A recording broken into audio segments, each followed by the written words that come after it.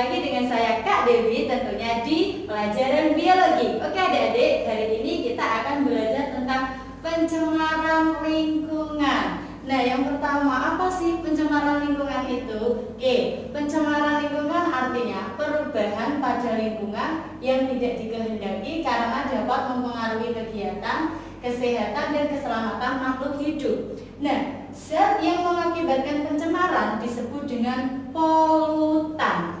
Nah, sekarang syarat suatu zat disebut sebagai polutan itu ada 3. Yang pertama, zat yang keberadaannya melebihi jumlah normal. Jadi dia sudah lebih dari normalnya. Yang kedua, berada pada tempat yang tidak semestinya. Dan yang terakhir yaitu berada pada waktu yang tidak tepat. Nah, sekarang kita lanjut ke jenis pencemaran lingkungan. Yang pertama ada pencemaran air. Apa itu pencemaran air? Yaitu masuknya makhluk hidup, zat, energi atau komponen lain ke dalam air.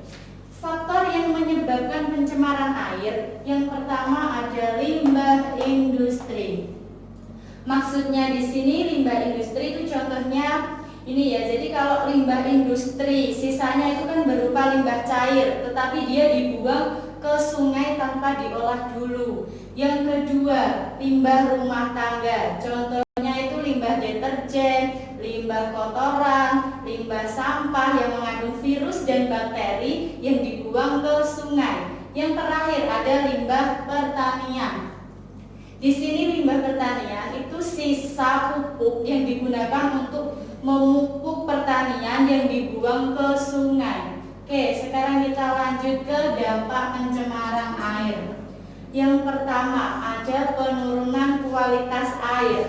Maksudnya penurunan kualitas air di sini itu tadi pupuk yang dibuang ke sungai itu mengakibatkan alga tumbuh dengan subur dan sinar matahari tidak bisa masuk ke dalam air, mengakibatkan oksigen terlarut menurun dan mengganggu ekosistem perairan. Yang kedua, gangguan kesehatan. Di sini kalau gangguan kesehatan contohnya penyakit hepatitis itu dikarenakan karena manusia mengkonsumsi makanan laut dari laut yang tercemar. Terus ada lagi wabah penyakit kolera yang diakibatkan karena manusia sering mengkonsumsi air yang berasal dari air yang sudah tercemar. Yang ketiga, mengganggu pemandangan. Maksudnya di sini mengganggu pemandangan itu contohnya apabila ada sampah di tepi sungai itu kan kita merasa tidak nyaman ya, dan keaslian tempat tinggal itu jadi menurun. Oke, sekarang kita bahas untuk cara penanggulangan cara penanggulangan limbah pencemaran air. Yang pertama, tidak membuang sampah ke sungai. Yang kedua, membuat bak penampungan limbah pabrik sebelum dibuang ke perairan. Yang terakhir, tidak menggunakan racun atau peledak saat menangkap ikan.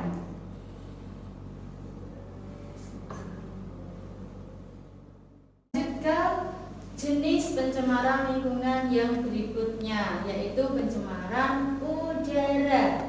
Pencemaran udara merupakan suatu kondisi di mana udara mengandung senyawa kimia, fisik maupun biologi yang melebihi batas normal.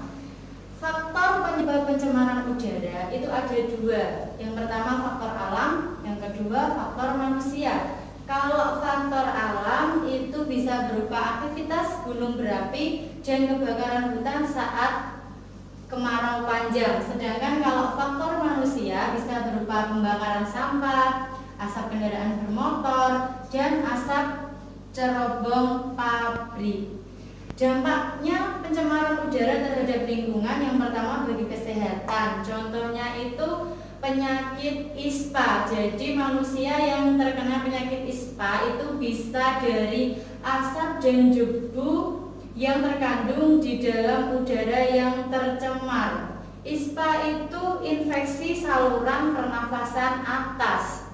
Yang kedua, bagi tumbuhan. Kalau bagi tumbuhan itu bisa dari abu vulkanik, aktivitas gunung berapi yang menyebabkan hujan asam, dan apabila mengenai tumbuhan dia akan mati tumbuhannya. Selanjutnya ada efek rumah kaca.